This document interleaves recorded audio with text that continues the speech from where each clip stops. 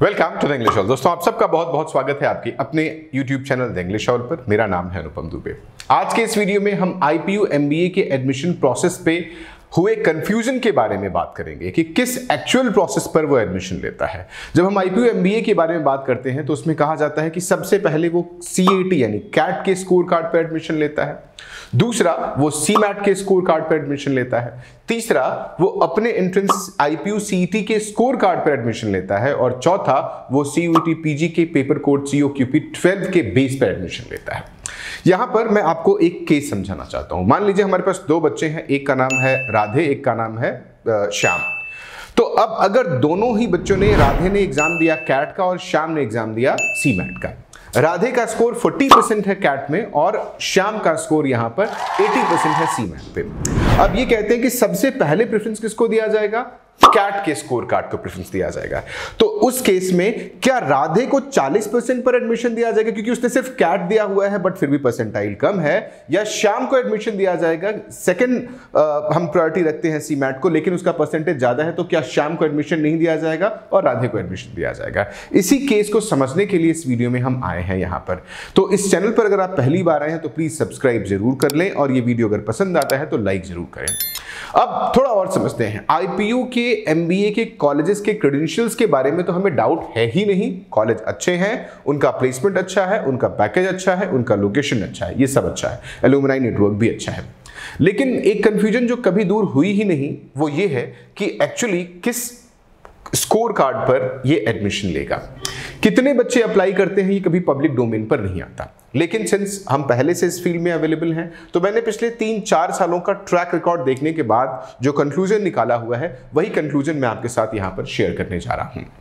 Actually IPU जो admission process लेता है उसका क्राइटेरिया क्या होता है? सबसे पहले वो CAT के स्कोर कार्ड पर एडमिशन लेता है, उसके बाद वो CMAT के स्कोर कार्ड पर एडमिशन लेता है, फिर वो IPU CET के स्कोर कार्ड पर एडमिशन लेता है, अगर सीट बचती हैं तब वो CUET PG के स्कोर कार्ड पर एडमिशन लेता है। यह इंपॉर्टेंट एक चीज और हो जाती है कि कितने नंबर ऑफ एप्लीकेंट्स यहां पर अप्लाई करते हैं IPU CET में, ये एक बेहद इंपॉर्टेंट फैक्टर है। लेट्स से कि अगर IPU CET के MBA के लिए कैट के 4000 बच्चों ने अप्लाई किया हुआ है, अब उसमें से हम मानते हैं कि 2000 बच्चे ऐसे हैं जिनका 50 परसेंटाइल से ऊपर है और बाकी 2000 का 50 परसेंटाइल से नीचे है।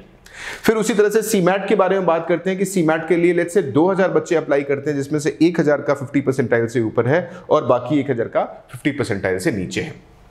तो यहां पर हमारे पास जो सीट की अवेलेबिलिटी है और नंबर ऑफ एप्लीकेंट्स का फैक्टर भी इंपॉर्टेंट हो जाता है। लेकिन यहां पर समझने वाली बात सबसे इंपॉर्टेंट क्या है कि लगभग 40% सीट्स, जो कि टोटल नंबर ऑफ सीट्स मान लेते हैं कि मान लिया हमने 100 सीट्स टोटल हो गई, परसेंटेज के फॉर्म में मान लेते हैं, उसमें से 40% सीट्स यानी 40 सीट लगभग डेडिकेट की जाती हैं वो कैट के स्कोर कार्ड के लिए डेडिकेट की जाती हैं कि कैट वाले बच्चे जो भी देंगे वो उस 40 सीट के लिए फाइट करेंगे और उनका परसेंटाइल का एक रेशियो बना करके उनको एडमिशन दे दिया जाएगा। भले ही हम टॉप कॉलेज की बात करें, महाराजा सूरजमल की बात करें, अग्रसेन की बात करें, द्वारका मेन कैंपस की बात करें, RDIS की बात करें, IITM की बात करें, तो 40% सीट्स वहां पर रिजर्व हो गई जो कि कैट के लिए अप्लाई करता है। लेकिन अगर एप्लीकेंट्स कम है वहां पर तो फिर वो ट्रांसफर हो जाता है CMAT के लिए कि let's say number of seats बच गई, हमारे पास है 4000 एप्लीकेंट्स, 2000 या 3000 ही होते हैं उस केस में। तो लेकिन ये रेशियो हमेशा ज्यादा रहता है, कम से कम भी तो 20,000 लोग ऐसे होते हैं जो कैट के स्कोर कार्ड पर अप्लाई करते हैं। बेयर मिनिमम बता रहा हूं ये नंबर आपको, जो सिर्फ और सिर्फ कैट के स्कोर कार्ड पर अप्लाई करते हैं। तो 40% सीट तो रिजर्व हो गई जी हमारे पास कैट के लिए। 30% जो सीट्स होती हैं वो रिजर्व हो जाती हैं CMAT के लिए, टोटल कॉलेजेस का मिला करके। तो अब CMAT के जितने बच्चे अप्लाई कर रहे हैं उनके स्कोर कार्ड के बेसिस पर वहां पर उन्होंने CMAT के थ्रू अप्लाई कर दिया, क्योंकि हमें अपॉर्चुनिटी सबको प्रोवाइड करनी है। अब अगर एडमिशन आप कैट और CMAT के बेसिस पर ले रहे हो तो IPU CET वाला क्यों अप्लाई करेगा? इसीलिए उन्होंने 30% सीट्स रिजर्व कर दी कि जी ये जो सीट्स है, नंबर ऑफ सीट्स इतना वो दे देते हैं ये कि ये जो IPU CET का प्रिपरेशन करेगा, जो LR, quants, DI, GK current affairs पढ़ेगा, उसके थ्रू एडमिशन देते हैं। अब अगर इन तीनों प्रोसेस के बाद अगर सीट बच जाती हैं तब वो आ जाता है CUET PG का जो पेपर कोड है COQP 12, उसके थ्रू यहां पर ये एडमिशन देते हैं। तो ये चारों प्रोसेस एडमिशन का ये फॉलो करते हैं। लेकिन यहां पर जो सबसे इंपॉर्टेंट चीज क्या है, आपने दोनों एग्जाम दिया हुआ है, कैट दिया हुआ है और CMAT दिया हुआ है, तो जिसका परसेंटाइल ज्यादा है आप उसके थ्रू अप्लाई करें। या आप दोनों के थ्रू अप्लाई कर लें। लेकिन अगर आपने दोनों दिया हुआ है, कैट और सीमैट दिया हुआ है, तो आपको IPU-CT देने की जरूरत नहीं है, कैट और सीमैट के थ्रू अप्लाई करें। हाँ, चार्जेस आपके बढ़ जाएंगे, 2500 प्लस 2500 लग जाएंगे, ठीक है। लेकिन अगर दोनों में से कोई एक दिया हुआ है आपने, कि आपने कैट दिया हुआ है, सीमैट दिया हुआ है, और अगर आपका परसेंटाइल 60 से नीचे है दोनों में, खासकर सीमैट में, तो आप डेफिनेटली IPU-CT दें और वहां पर कोशिश करें कि आपका क्योंकि यहां पर तो रॉ स्कोर का कोई चक्कर नहीं है, मार्क्स आएगा, एक दिन में पेपर हो जाएगा, 400 नंबर का पेपर होगा, तो आपको कोशिश करना होगा कि क्लोज टू 320 नंबर आप लेकर के आते हैं।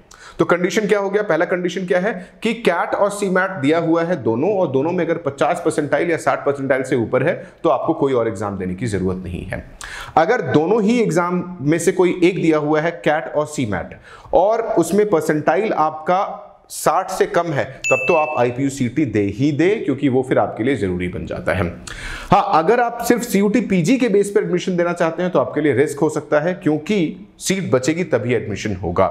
तो प्राइमरली अगर आप CUT PG को कंसीडर कर रहे हैं उसके IPU-CT के लिए, तो आप IPU-CT का अपना जो एंट्रेंस है वो दे दें, इससे आपके चांसेस ब्राइट हो जाएंगे। तो जो पूरे बॉटम लाइन डिस्कशन हो गई कि कैट का जो स्कोर कार्ड होगा 40% सीट्स उसके लिए रिजर्व हो गई, सीमैट के स्कोर कार्ड पर 30% सीट रिजर्व हो गई, अपना जो IPU-CT MBA का सीट्स हो गई 30% उसके लिए रिजर्व हो गई, तो 40 30 70 30 100 पूरा हो गया। फिर भी सीट्स बच जाएंगे तो CUT PG के स्कोर कार्ड पर एडमिशन देंगे।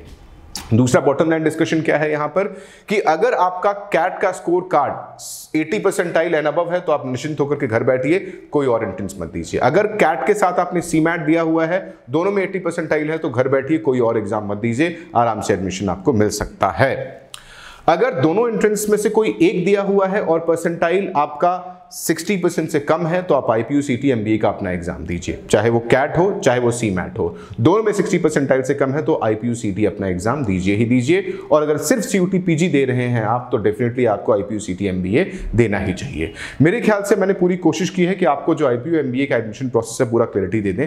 फिर भी अगर कोई डाउट आता है तो हमने क्या कर रखा हुआ है, नीचे IPU हेल्पलाइन एक फॉर्म बना रखा हुआ है, उसका लिंक मैं आपको डिस्क्रिप्शन में दे रहा हूं, वहां पर जाकर के वो फॉर्म फिल आउट करके आप हमसे जुड़ करके हमसे अपने क्वेश्चंस को पूछ सकते हैं। तो मुझे उम्मीद है कि वीडियो इन्फॉर्मेटिव लगा होगा, अच्छा लगा होगा। फिर भी अगर कोई क्वेश्चन आपके दिमाग में आता है तो उस फॉर्म को भर करके या कमेंट बॉक्स में आप हमसे पूछ सकते हैं। Thank you so much.